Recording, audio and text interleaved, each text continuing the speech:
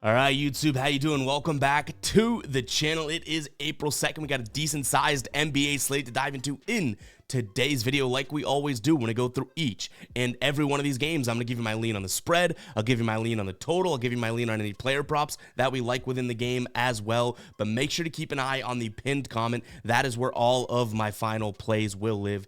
If you do want to fade me, and last night, you know when you have those nights where you just see everything clearly, everything you bet on comes true, your crystal ball was perfectly spot on?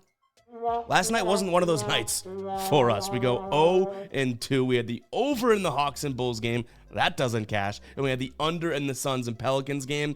I wish we switched those because they were both opposite of what actually happened. I know we had some leans yesterday that were spot on, but nonetheless, this is what counts towards our record. So an 0-2 night. Unfortunate there. NBA's getting a little bit weird, but, you know, we can't say that after we swept 2 nights ago, and then all of a sudden it's like, oh, it's getting weird now, so... You know, you can't have your cake and eat it too. Bad night last night. In terms of our ride of the day, though, we can get the vibes going here. Blaze is on fire. Get it? Let's go. Kristaps Porzingis over 1.5 assists. Cashes early in the game. I think Porzingis finished with 5 assists too, so good look there as well. If you guys don't know what the ride of the day is, all you got to use is hashtag ride of the day in the comments. I'm jumping on board with one person's pick, giving you a shout out in the next video, win or loss. Also, shouting you out over on my social medias. Those will rotate throughout the show right here. If you do want to follow me there, make sure to go interact with me over on Twitter and Instagram. But yeah, Blaze looks for another consecutive win here. I think it's going to be his 3rd in a row today. If you don't know, if someone hits the ride of the day, we continue to ride with them. So Blaze, make sure to get your ride of the day in by around 2:30 Eastern time, and yeah, let's see if we can make it 3 in a row. But get those hashtag ride of the days in the comments, guys. Hit that subscribe button, hit that like button, buckle up. Let's jump into game number 1. Toronto is taking on the Lakers here. Toronto getting a lot of points in this spot. Now, they are still really injured, but they may be getting or should be getting quickly and Barrett back. LeBron and Anthony Davis, I'm assuming that they play. They are on the injury report like always, but 12 points seems like it's a little bit too much to for me, so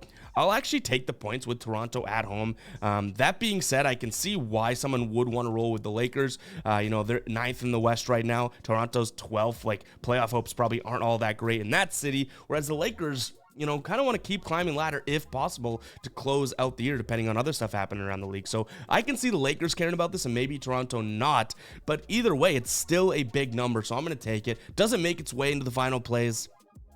Can't tell you that is a confident thing to throw in a final play as of right now, so probably not. And then in terms of the total here, I do think that this is a spot that, you know, we could see an over. The fact that this is set so high makes sense. You have the Lakers who are playing with a fast pace, and, you know, just flash back 2 weeks ago, and this Toronto team was playing with crazy pace. So I do think that we could see an over game here. And kind of in that same spirit with a lot of things flying around and everything like that, I don't mind taking a peek at Bruce Brown over 2.5 assists. It's pretty juicy right now, minus 145 on BetMGM.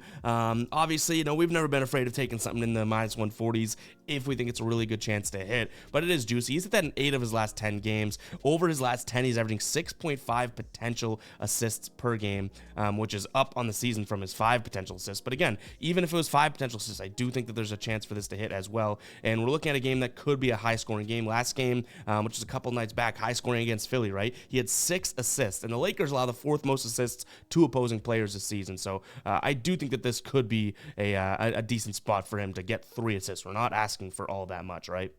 All right, Washington hosting the Bucks. Damian Lillard out. Pat Beverly questionable. Chris Middleton questionable. Giannis Antetokounmpo, nice pronunciation, right? Questionable. So we're going to want to keep an eye on the injury report for this one before you bet either side of it. I will say that, you know, this is a good matchup for anyone on the Bucks side of things, obviously. But I don't really have any player props that I really like because everything's either inflated or because of all these injuries, we're still kind of waiting on things. So I'll lean towards the Bucks because you're not going to catch me, you know, red-handed backing this Washington team at all, especially when the Bucks won 8 of their last 10 meetings. But Washington's lost 3 straight games. They lost by, was it 12 or 11 or 12 to Miami. I think Milwaukee is trying to kick things into gear. You know, they won by, it was like 10 points against Atlanta in their last game, and they're well rested now, right? So I do think that even though they're not going to chase the Celtics for that 1 seed, they probably want to head into the playoffs playing good basketball. So if Middleton plays, if Giannis plays, give me the Bucks here minus the points, even though it's not my favorite spot on the board today. And in terms of a total, I like the under. I think, again, I've been saying it didn't really ring true for that Atlanta game, but I do think Milwaukee is going to want to emphasize defense to some degree. And with Pat Bev in the starting lineup, they should be more defensive, right? So I'll lean towards the under as well. And like I said, so many injuries in this spot. Nothing that we're loving player prop wise here. Actually, I probably should have said it. Kuzma, Jones, still no-goes here for the Wizards. But yeah, I'm not taking anyone on the Wizards either going up against this Bucks team. All right, guys, before we jump into the rest of the slate, I wanted to shout out Prize Picks. If you're not on Prize Picks yet and it's available in your state, you need to go check it out. I'm sure you've seen it all over, but what you do is combine 2 or more player props into a slip, and then depending on how many you get correct, you get paid out accordingly. It is really cool, guys, and they have Taco Tuesday, which today happens to be Tuesday. While we're talking about it, they discount multiple players throughout the day, aka if Ev's points total was, 79.5 like it normally is, because I got that smooth jumper, they discounted to, say 55.5, which I'm easily going to hit in the NBA today, right? So make sure to check out their Taco Tuesday discounts. That link will be in the pinned comment. You get your first deposit doubled, so you can throw in $100. They'll match it. You'll have a new account balance of $200, just like that. It's literally free money. You could throw in $25. They'll match it. New account balance of $50. Whatever you throw in, they will double. So make sure to check it out, guys. That link for Prize Picks is going to be in the pinned comment. Now let's go ahead and jump back into today's slate. We've got a few more games to jump into here. All right, Miami taking on the Knicks. I do think there's an argument to be made for both sides, and I know that I've said that plenty lately, but that's where it comes to being an honest sports bettor, right? Like, I'm just giving you my picks. Every single game isn't going to have like a here's the clear-cut edge. So if you're in that mindset, then yeah, screw me, whatever. But I do think there's an argument to be made for both teams in this spot. My argument for the Knicks is going to be the fact that, well, one, you have Rozier, Robinson, and Jovic all questionable here. Tyler Hero out for Miami. So all of a sudden it's like, yeah, well, no Julius Randle, no OG Anunoby. Like, yeah, the Heat and the Knicks are both kind of beaten and bruised as of right now, right? But my argument for the Knicks is this is going to be a defense. Like, how is this not a defensive game, right? You have the Knicks and the Heat, the 29th and 30th ranked pace teams in the league, both top 5 for opponents' points allowed this season, both top 10 teams when it comes to defensive efficiency, and you're going to give 3 points to one team. That's how I'm looking at it. I know the Knicks are on the road. I know the Heat are at home. I get it, but for what could be an under 200 type of a game today, based on how this kind of should roll out, but as I say, that's probably going to be like a 130 to 120 game, but this game should be a slow, grinded out game, right? Why wouldn't you want to take the field goal in a sense? So I'll take the under in this game, as well as taking a peek at the Knicks here, again, almost solely because of the fact that if this is a slow scoring game, I'm going to want to have that extra 3 points in my back pocket here. Now, when it comes to player props, though I don't think it's the easiest matchup, and I'll admit that, Bam Adebayo's been crushing it, man. 9 of his last 10 games, over 31.5 PRA. He's averaging 17 rebound chances, 7 potential assists, shooting at a crazy good clip, over 60%. Like, the matchup is tough. I don't necessarily want to sit here and say like, yeah, like this Knicks team is soft down low and everything. No, they're not. But Bam has been great no matter who they're playing. New Orleans, Cleveland, any of these decent defensive teams. I think they played Cleveland a couple times in there, right? And he's still been able to go out there and do it. New Orleans was the only team he struggled against. So that's a player prop that I'll look at. Outside of Bam Adebayo, Jalen Brunson, do I expect him to get a lot of assists? No, but I expect him to get 6 here. This is a spot in which he hit it last time they played this season. He had 8 assists on 10 potential assists. And over his last 10 games here, averaging 12.2 potential assists. So if he just does half of that, he should hit 6 here. This is a Miami team that's very good defensive around the perimeter and everything like that. So Brunson's not going to have the easiest of times getting to his spots. He may start passing the ball a little bit more. And obviously with no Julius Randle, there's going to be a lot of attention on Brunson, which I think helps his assist line. So over 5.5 assists is also a player prop I'd look at for Brunson. All right, Philadelphia hosting the Thunder here. We do have a few injuries to note. Shai Gilgeous-Alexander has been banged up. He's listed as questionable in this spot. Still slated in the starting lineup, as is Jalen Williams. So if those guys don't play, that's going to be tough for OKC, right? I mean, the Josh Giddey and Chet Holmgren should probably be able to hold it down, but you're going to want to wait those injuries out. But Tyrese Maxey also listed as a game time decision here, and though Joel Embiid is expected to come back this week per Woj, he's going to be out. He's already ruled out for this game. So there are a lot of injuries, which, guys, we're nearing the end of the season. This is when it gets brutal for guys injured or sitting out or whatever they're sitting out for, right? So just kind of keep that in mind. Obviously, we have some real injuries in the league, but then there are going to be guys that just want to be healthy for the playoffs, to be completely honest. So we're going to want to keep an eye on that. But I'll say this. If OKC runs Shea out, who cares about Jalen Williams? But if they have a starting lineup of Shea, Giddey, Dorton, Holmgren, and Maxey doesn't play, give me OKC plus the points here in this spot. Minus the points here in this spot. I do think that this Thunder team, number one in the West of the 1 seed, they're flying high. Like, obviously, they feel pretty good about their spot, but they're going to want to come into this, playoffs continuing to play good basketball. Like, this team is so young that I cannot see them being like, let's take our foot off the gas. You know what I mean? So I think that they come here and probably steamroll Philly. They've won 7 of their last 10. They're kind of, remember when the Thunder, I would say, a month and a half ago, started to be like, what are we doing here? Like, losing bad games, win a lot, really inconsistent. They've kind of turned things around, whereas Philly's just been super inconsistent ever since the Embiid injury, if you ask me. Now, from a total perspective here, we're looking at a total of 224 as of right now. Do I have the strongest take on this one? Not necessarily. So, take it with a grain of salt, but I'm going to lean slightly towards the over. If some of these guys don't play a lot of the, Maxey, for example, like, I probably end up passing on this because it's like, well, who's going to push the pace? Who's going to score? That type of thing. So I probably end up passing on it. But for now, I'll lean towards the over. And then player prop wise, I wish I had more for you, but there's so many freaking guys on the injury report that, we don't have all of that at our disposal right now. So keep an eye on the pinned comment to see if we can find anything else that we end up liking. All right, Minnesota taking on Houston here on the injury report. Nothing new. Karl-Anthony Towns out, Clark out, and then on the Houston side of things, Sengun is out. I like Minnesota here in this spot. Right now, they're sitting at the 3 seed in the West. Houston is looking to obviously try and get into that playoff scenario, but after a loss, they were on such a good streak. I don't see them, like, that's such a heartbreaking loss, right? They had won like 10, 11 games in a row. They were covering most of those games too. They, play at home against Dallas, and Dallas beats them by nearly 20 points. I want to see the resilience there before I go and back them against one of the better teams in the league. So give me Minnesota here minus the points. They're also coming off of a loss, so they may have some fire under their ass here. The one little concern I could have is that this is the first leg of a back-to-back for Minnesota, but they're playing against an Eastern Conference team in Toronto at home, so I don't think that they value that game more than this game, hopefully, okay? In terms of the total, we're looking at a 216 spot right now. I'll slightly lean towards the under. Houston's going to try and play good defense, and they do play good defense. And Minnesota, it's kind of their MO to do that, so shouldn't be anything shocking here when it comes to a defensive type of a game. And then from a player prop perspective, there's one that I like to plus money on, but boy, oh boy, is it going to be risky. It's a guy that's cashed twice in the opposite side of this, but Rudy Gobert, under 3.5 first quarter rebounds for plus money right now over on Caesars. That's minus 120 on some sportsbooks. So yeah, this is a Houston team that's going to be without Sengun, obviously. And like, when it comes down to that, it's Jabari Smith and Dylan Brooks as the bigs.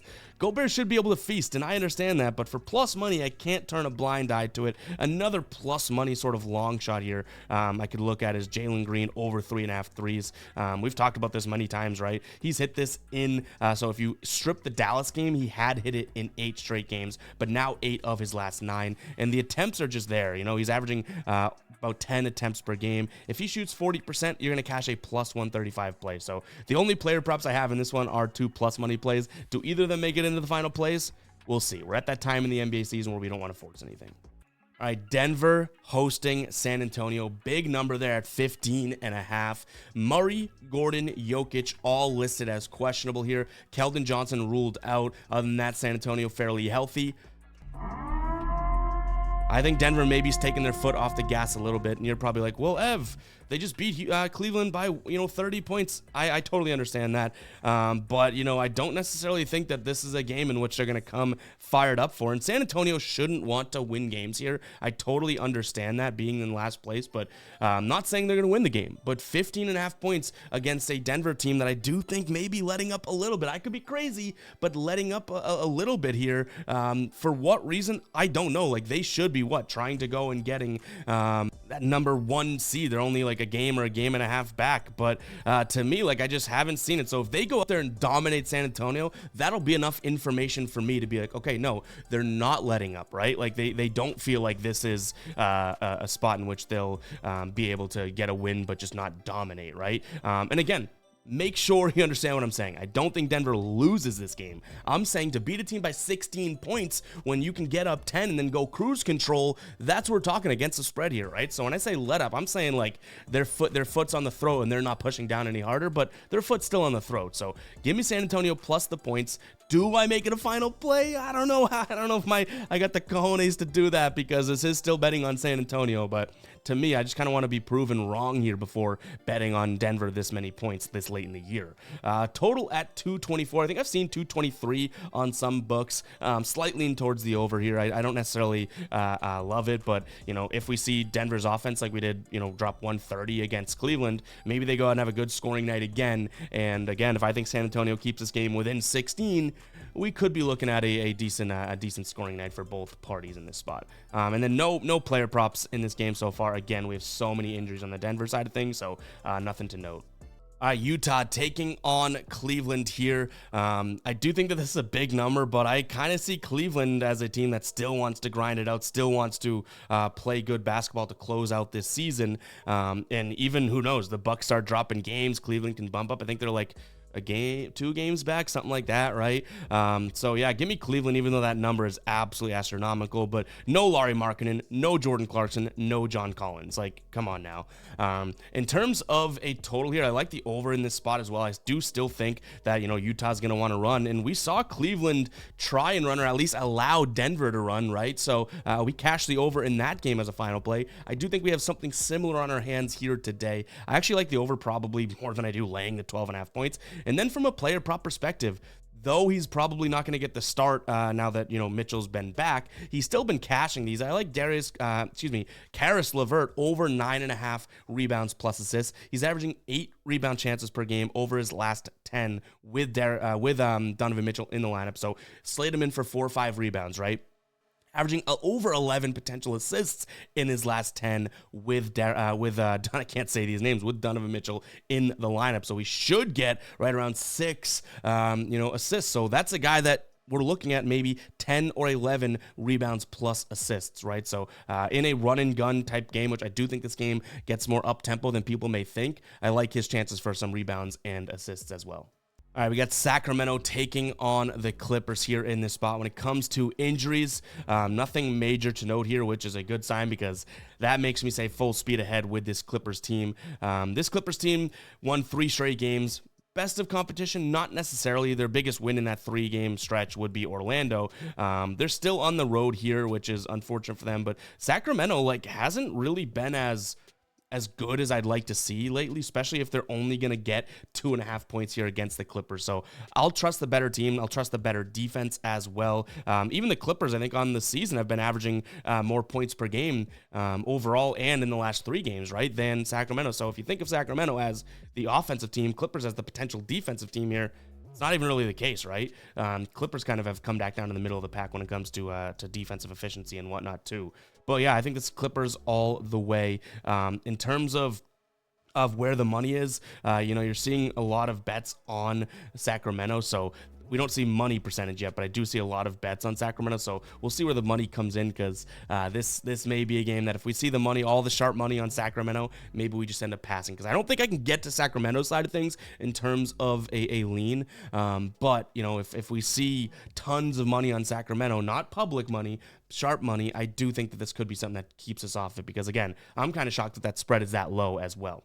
Now we're looking at a total here of 222.5 to this line. The Clippers have hit the under in 5 of their last 10, which is whatever. 2 of their last 3 though, and then the Kings have hit the under here in 6 of the last 10. So I'm going to lean towards the under as well in this spot. And then from a player prop perspective, I don't really see any advantage when it comes to offense or defense. So this is probably going to be Clippers on either the money line or laying the points, the under, or pass. I don't think we have any player props that intrigue our interest here. All right, we got the Warriors hosting the Mavs here, though I think the Warriors are going to try and win as many games here down the stretch. I'm going to take the Mavs in this spot. That spread, kind of smells like a trap. The Mavs have won 8 or 9 of their last 10. They've covered in 9 of their last 10. They've won 7 straight games. The competition, you can make an argument that necessarily hasn't been there, but, you know, they beat Denver. They beat Sacramento 2 games back-to-back in Sacramento. Like, they have a decent amount of wins on there. And last time they played Golden State, they were at home, but they won 109-99. This Golden State team, I'm not going to take it away from them. They're playing good basketball as well. 4 straight wins, but Miami, Orlando, Charlotte, and San Antonio isn't exactly the biggest, you know, bragging rights type of a stretch there. Injuries-wise, Klay Thompson as well as Kuminga, both game-time decisions. And then it looks like Lively is a game-time decision on the Dallas side of things. Josh Green is out. But Luka and Kyrie, good to go. Makes me feel a little bit more confident about this spot. From a total perspective, I think you're silly if you look at the under. Do I think the over hits with ease? Not necessarily, but you have 2 teams that should be able to go out there, not play a crazy amount of defense, but score the ball at an effective and efficient rate. So I'll lean towards the over as well. Player props in this game here. I like Steph's over first quarter assists for plus money. It's -110 on most books. For DraftKings, you can get it for plus 100, which is obviously good to see there. And then I guess one thing that I would want to bet, but I hate betting on the dude, is Draymond Green. You can look at his over 0.5 steals. He's hit it in 8 of his last 10 games. In terms of playing against Dallas, he had 3 steals last time they played, but it was a year ago. So don't want to put too much weight into that. But yeah, I like that spot. Over 1.5 steals plus blocks for plus money is also something that I would consider. But again, I for whatever reason, just absolutely hate betting on Draymond. Because one, he might just get tossed out of a game. You don't even know if he's going to play the full game, right? But nonetheless, guys, keep an eye on the pinned comment for, again, any other ads or stuff like that. There's so many injuries as of now in the NBA that, like, we may be adding plays to the pinned comment. So make sure to keep an eye on that. Make sure to follow me over on Twitter at FGuyBoston. Make sure to follow me on Twitter at FGuyBoston. I said that twice. Instagram at EvPicks with a Z. And then TikTok, if you want, at EvPicks, 2 Z's at the end of picks. And that's all I got for you guys today. Hope you guys do enjoy these videos. We're grinding with the MLB and NBA in full swing. So happy to do it. We'll catch you guys in the next one, all right? Peace out.